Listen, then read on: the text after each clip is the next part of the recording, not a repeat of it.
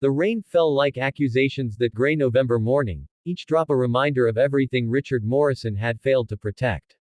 His knees sank into the muddy earth before the white marble headstone, expensive suit ruined, hands trembling as they traced the carved letters. Emily Morrison, beloved daughter, 1998-2023. 25 years. That's all she'd gotten. And he, with all his millions, hadn't been able to buy her a single day more.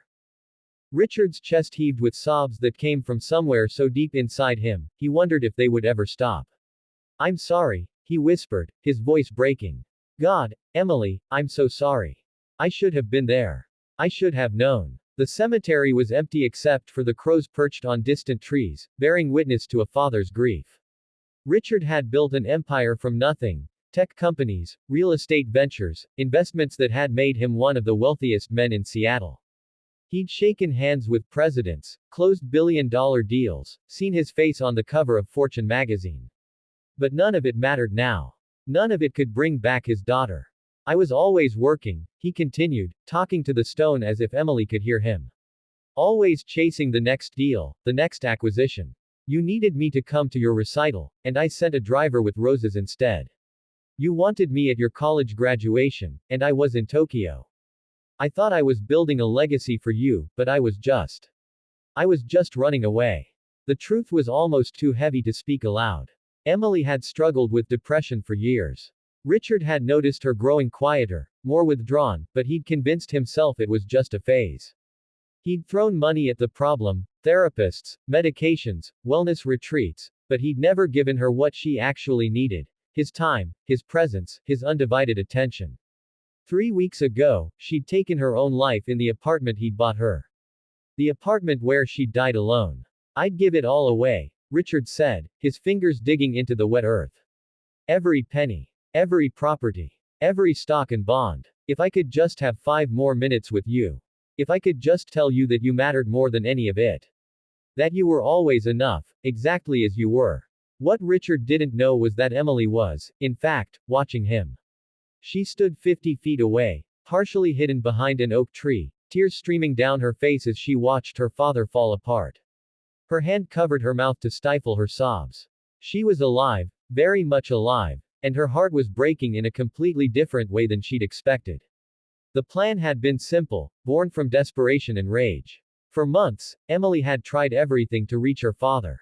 She'd called, texted, showed up at his office only to be turned away by assistants. She'd written him letters he'd never responded to. In her darkest moments, she'd convinced herself that she was invisible to him, that she'd never mattered as much as his business empire. So she'd hatched a terrible plan, fake her own death and see if he'd finally notice she was gone. It had taken careful planning. A friend from college who worked at a funeral home. Forged documents. A staged scene. Emily had even attended her own memorial service from a distance, watching a closed casket be lowered into the ground while her father stood stone-faced, barely shedding a tear. She'd felt vindicated then, certain she'd been right about him all along. But she'd underestimated something crucial. Her father's ability to hide his pain in public, and the depth of guilt that would crash over him once he was alone. This was the 6th time he'd come to her grave in 3 weeks. Emily knew because she'd been here every time, watching from a distance. Unable to leave, unable to reveal herself. She'd seen him transition from numb shock to this raw, devastating grief. She'd heard him confess things she'd waited her whole life to hear. I remember when you were 4, Richard said now, his voice steadier but thick with emotion. You wanted to show me a picture you'd drawn. I was on a conference call, and I waved you away. You left the picture on my desk, and I threw it away without looking at it. What kind of father does that? What kind of man was I? Emily's knees buckled. She'd forgotten about that picture. It had been of the two of them holding hands under a rainbow. She'd been so proud of it. I found your journal, Richard continued. The police gave me your things from the apartment. There was an entry from last year. You wrote that you felt like a ghost in my life. That you'd stopped trying to make me proud because I'd never notice anyway. His voice cracked. You were wrong, Emily. You were so wrong. I noticed everything. Every achievement, every struggle, every time you needed me and I wasn't there. I noticed, and I was so proud, but I was too much of a coward to show it. Too afraid to be vulnerable, to admit that I didn't know how to be a good father. So I hid behind work. Richard pulled something from his jacket pocket, a folded piece of paper, worn from being opened and closed countless times.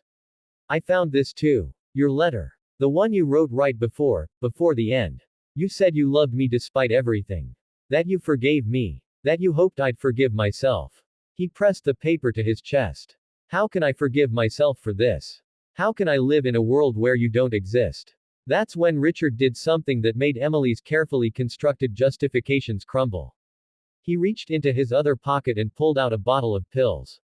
His hands shook as he opened it. Maybe I don't have to, he whispered.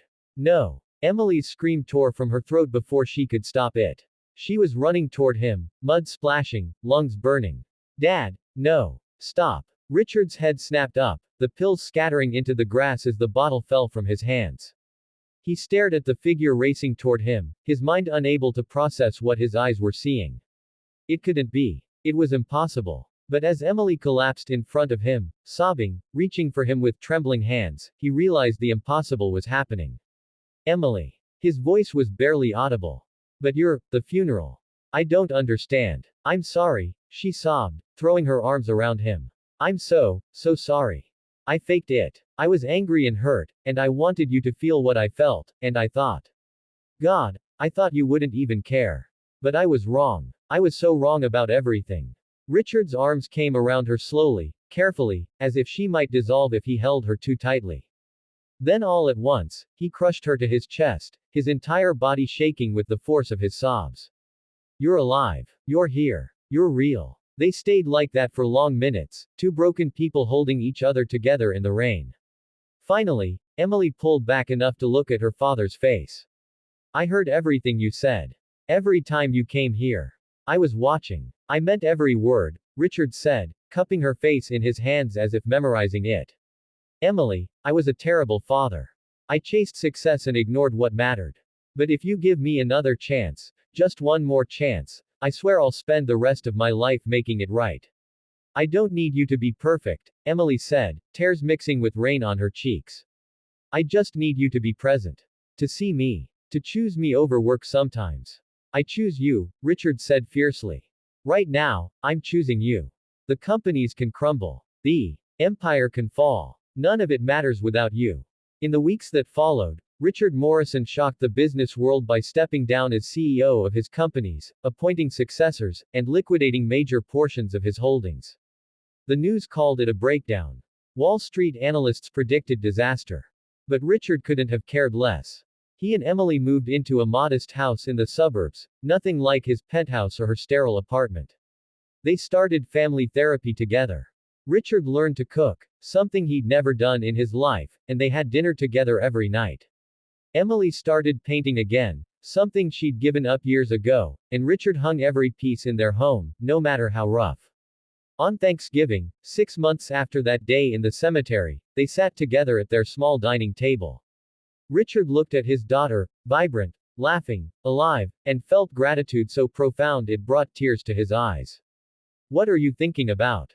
Emily asked, noticing his expression. I'm thinking about how close I came to losing this, Richard said. How close we both came.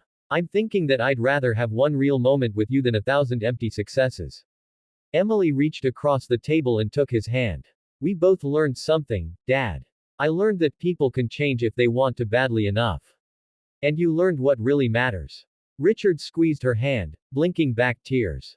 The richest man isn't the one with the most money. It's the one who realizes what he has before it's too late. Outside, the first snow of winter began to fall, each flake a small miracle, a reminder that second chances, though rare and precious, do exist for those willing to choose love over everything else.